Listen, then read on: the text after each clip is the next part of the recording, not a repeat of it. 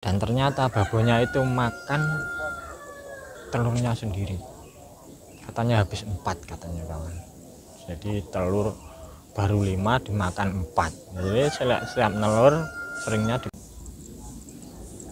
Assalamualaikum warahmatullahi wabarakatuh. Salam satu hobi kawan. Dan di sini sebenarnya saya belum ingin membahas tentang indukan yang kurang produktif, tapi kemarin itu saya main ke tempat kawan, bagaimana saya melihat indukannya berkualitas sekali nampaknya, tetapi kondisinya sungguh mengkhawatirkan. Itu tanpa kawan saya itu bilang, saya itu sudah melihat. Saya datang ke situ, lalu pandangan saya menuju ke pacak dan induknya, dan di situ saya lihat indukan atau babon itu sepertinya ya kawan, sepertinya dia memiliki gangguan psikologis, seperti itulah, gangguan pada mentalnya. Jadi saya melihat itu kok seperti ada yang tidak normal gitu ya dari mentalnya. Dan saya lihat memang indukan itu sangatlah bagus, dia dari trah pakoi kan, sangat bagus, tetapi dia itu ya itu tadi, mentalnya sepertinya terganggu kawan. Dan tidak lama bagaimana saya sharing-sharing sama kawan saya itu, ternyata dia cerita, dan ternyata babonya itu makan telurnya sendiri. Katanya habis 4 katanya kawan. Jadi telur baru 5 dimakan 4. Jadi setiap telur seringnya dipakan, begitu kawan. Dan sebelum cerita pun saya sudah melihat keadaan babon itu sepertinya sudah enggak waras lagi kelihatannya. Nah, begitulah kawan yang saya dapat pengalaman dari kemarin, dan saya sebenarnya sudah share loh kawan tentang bagaimana merawat ayam-ayam indukan kawan ya. Bagaimana merawat kesehatan indukan, kesehatan mental juga, agar indukan tersebut bisa berproduksi dengan baik, begitu kawan.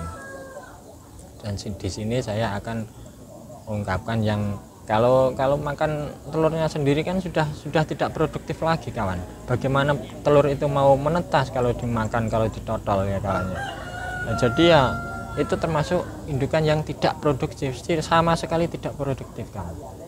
Jadi tidak bisa diperkembangbiakan gitu loh. Nah, di sini pembahasan saya yang tidak bisa berkembang atau tidak produktif sama sekali itu sudah saya bahas di video saya sebelumnya kawan. Dan sekarang saya akan membahas bagaimana indukan yang kurang produktif. Jadi dia produktif tapi sedikit kawan, sedikit sekali. Nah, itu faktor-faktor yang menyebabkan begitu sering saya lihat dari kawan-kawan. Karena apa? Tanpa kita ini belajar melalui pengalaman juga logika, kita ini tidak bisa maju kawan. Makanya saya ini tidak ada di kandang saya terus, tidak. Saya ini jalan-jalan ke kandang-kandang teman yang lain, begitu kawan. Jadi banyak cerita yang sering terjadi karena indukan itu kurang produktif. Jadi biasanya angkrem cuman ya nelurnya netasnya cuman 2 cuman 3 ya begitu kawan. Tidak bisa menetas 75% atau sampai 99% gitu kawan. Bahkan kadang yang bagus kan sampai buntas gitu. Buntas itu ya berapa yang ditelurkan, berapa yang ditetaskan tersebut dalam tetasan itu menetas semua, begitu kawan. Dan faktor yang menyebabkan tadi kurang produktif, yang pertama biasanya kawan itu kawin duduk. kawin duduk itu seperti kawin dipaksa kawan. Itu kawin dipaksa itu tidak bisa kawan. Ya ada yang berhasil tapi juga sering yang gagal. Kalau kebetulan kawan ada yang berhasil mungkin ya kebetulan lah. Kalau mencoba lagi ya belum tentu. Begitu kawan. Jadi kawin duduk, kawin di satu kandang yang kecil, misalkan 1 meter dengan 1 meter itu termasuk kecil. 1 meter apalagi 1 meter dengan 60 cm. Nah, di kandang seperti itu dia kawin.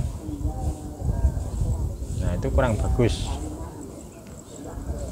Terus lagi babon sering dikurung. Nah, terus apa lagi ya lupa saya ya. Yang tidak enak itulah yang tidak enak bagi yang tidak nyaman gitulah bagi pacek dan induknya itu. Ini babon yang sudah tua kawan, dikawini dengan paksa sama lancur sama pejantan yang sangat muda. Nah, itu bisa juga menurut pengalaman ini kawan. Terus yang terakhir mungkin ini juga pengalaman, kalau musim hujan ini tempat saya lah kawan ya, ada musim hujan, musim kemarau ya, musim dan musim hujan. Pada saat musim hujan kita ini bisa meletakkan tempat angkrem itu di bawah itu enggak tahu di tanah atau di pasir, yang penting di bawah. Ini untuk penyiasatan pengalaman kawan ya. Kalau untuk yang rendeng tadi, rendeng itu musim penghujan. Atau kemarau itu letakkan di atas kawan.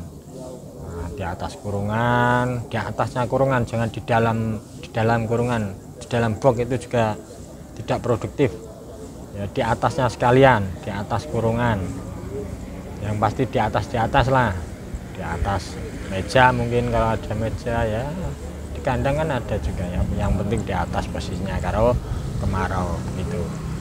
Nah, ini sekedar pengalaman saja kawan, yang pasti jangan kawin duduk, jangan kawin yang dipaksa tadi. Baik kawan, saya rasa sudah cukup jelas untuk babon-babon yang kurang produktif, jadi netesnya cuma 1, 2 gitu.